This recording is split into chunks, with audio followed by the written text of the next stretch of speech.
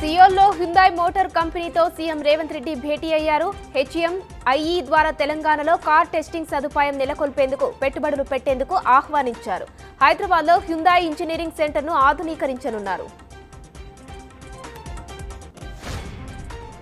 ప్రభుత్వ ఆసుపత్రులను దేశంలోనే బెస్ట్గా తీర్చిదిద్దాలన్నారు సీఎం చంద్రబాబు. వైద్య ఆరోగ్య శాఖలో ఉత్తమ విధానాలు అమలు చేయాలన్నారు. టెలిమెడిసిన్ ద్వారా ప్రజలకు మెరుగైన వైద్యం అందించాలని సూచించారు. గత వైసీపీ ప్రభుత్వం ప్రభుత్వ ఆసుపత్రులను భ్రష్టు పట్టించిందని మండిపడ్డారు. కాంగ్రెస్ పార్టీ నేడు ఢిల్లీలో కీలక సమావేశం నిర్వహించనుంది. కాంగ్రెస్ అగ్రనేతలు సోనియా, రాహుల్, ఖర్గే అధ్యక్షతన ఈ భేటీ జరగనుంది.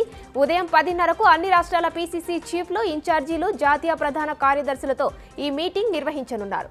తెలంగాణ నుంచి మంత్రి ఉత్తమ్, ఏపీ నుంచి షర్మిల హాజరవుతారు. 15 ఆగస్టు రోజున అన్నా క్యాంటీన్ల ప్రారంభానికి సర్వం సిద్ధం చేసినట్లు మంత్రి నారాయణ తెలిపారు. తొలి విడతలో 100 క్యాంటీన్లను అందుబాటులోకి తెస్తామన్నారు. ఆ తర్వాత మిగిలిన 99 క్యాంటీన్లను మంత్రులు, ఎమ్మెల్యేలు ప్రారంభిస్తారని వెల్లడించారు.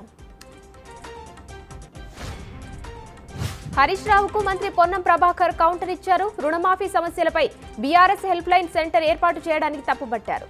కేసీఆర్ అధికారంలో ఉన్నప్పుడు ఈ పని చేసి ఉంటే రైతులకు మేలు జరిగేదని అన్నారు. కాంగ్రెస్ ప్రభుత్వం ప్రతి రైతుకు లబ్ధి చేకూర్చుతుందని తెలిపారు. ఏపీ ప్రభుత్వం నిరుద్యోగులకు శుభవార్త చెప్పింది. పోలీస్ శాఖలో ఉద్యోగాలను భర్తీ చేయనున్నట్లు డీజీపీ ద్వారక తిరుమలరావు ప్రకటించారు.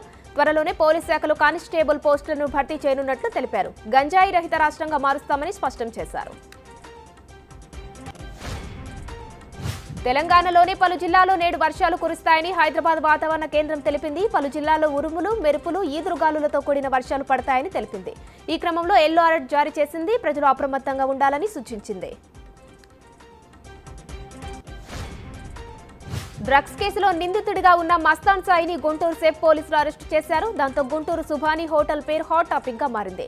మస్తాన్ సాయితో పాటు డ్రగ్స్ తో పట్టుబడిన షేక్ షరీఫ్, ఖాజా మొయినుద్దీన్లు సుభాని హోటల్ యజమాని కుమారులుగా గుర్తించారు. మస్తాన్ సాయి ఆధ్వర్యంలో యనమల గోపి ద్వారా ఇద్దరు ఢిల్లీ నుంచి డ్రగ్స్ తెప్పించినట్లు తేలింది. ఎర్రకోటపై కేంద్ర ప్రభుత్వం నిర్వహించే స్వాతంత్ర దినోత్సవ వేడుకలకు ప్రత్యేక అతిథులుగా హాజరు కానున్నారు. ప్రభుత్వ పథకాలను విజయవంతంగా అమలు చేసిన 150 మంది మహిళా సర్పంచ్లకు ఆహ్వానం లభించింది. వీరంతా ప్రధానమంత్రి పబ్లిక్ అడ్మినిస్ట్రేషన్ ఎక్సలెన్స్ అవార్డుకు ఎంపికైనట్లు అధికారులు తెలిపారు.